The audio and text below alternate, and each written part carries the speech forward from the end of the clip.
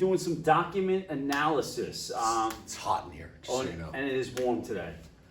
So looking here, before we even get into it, Senator's wife recalls the office seekers. The senator's wife, who's we're going to be reading, is Julia Four Acre. Her husband was in public office from 1886 to 1909. So it's very rare that we get a politician's wife's perspective. Yes. Which is very interesting.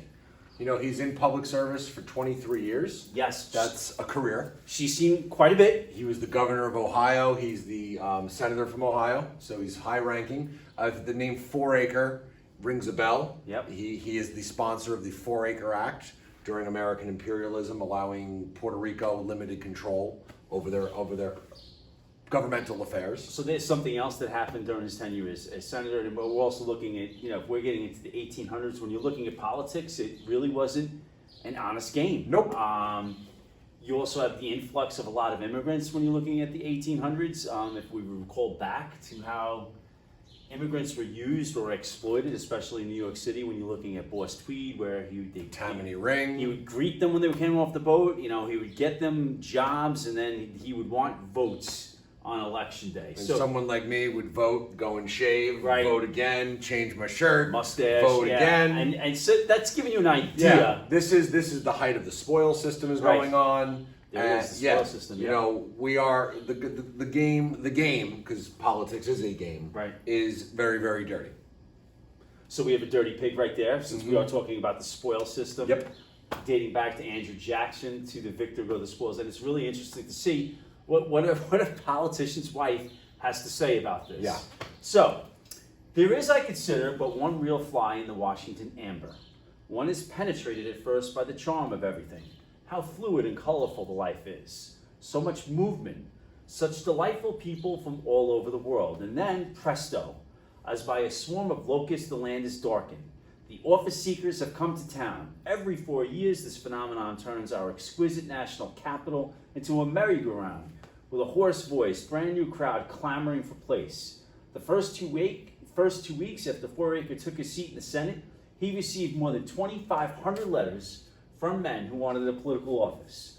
This number was augmented, of course, by crowds of others at the official gates. A lot of exclamation points here. Yeah. One thing that jumps out to me is the fact that she's talking about every 4 years. Yep. What happens in our country every 4 years? Get the election. Presidential elections. Yep. Presidential elections. So, whether it is a new president coming in or a president being reelected to a second term, here comes in a massive influx of people. Hey, Mr. President. Hey, Mr. Senator. Hey, I helped you get reelected. Yep. I helped you win that seat. I'd really like to be Postmaster General of Deer Park. Right. I'd really like to be the quartermaster of the whatever it might be. Secretary, whatever. I mean, and these jobs were given out to people who were like, hey, I got my entire neighborhood to vote for you, and therefore I deserve a job. And these people, quite a few of them, there was one source that was looked at, you had a secretary who had a job doing secretarial types of duties, and they didn't know how to read or write. Yeah. To give you an idea how ridiculous it is. You want to be Postmaster General? What do you know about the mail? I know that if I put a stamp on it, it gets where it's going. Right. So, the way she describes it, though, she's talking about a swarm. Yeah.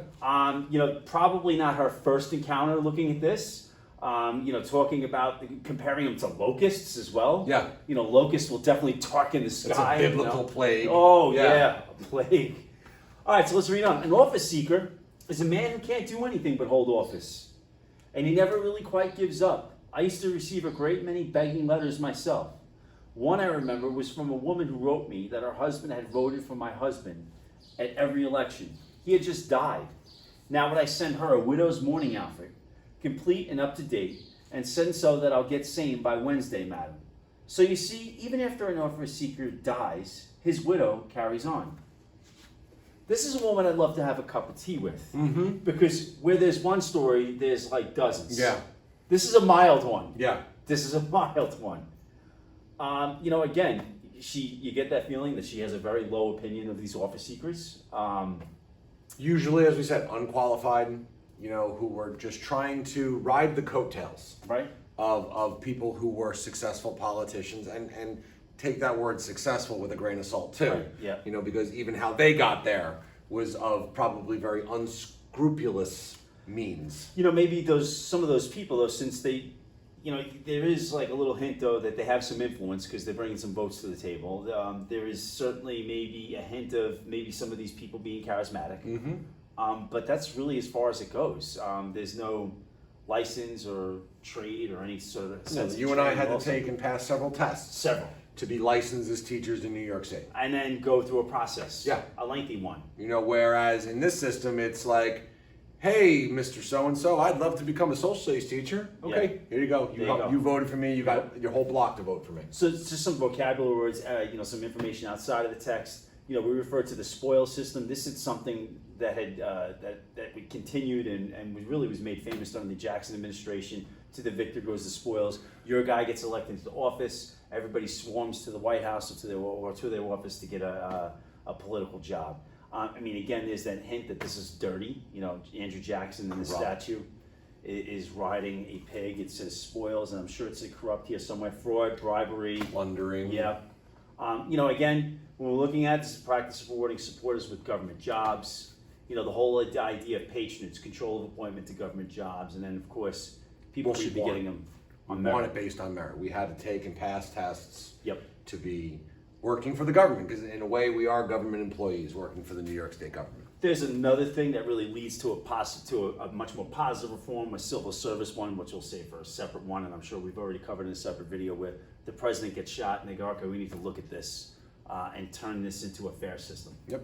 Thanks for watching.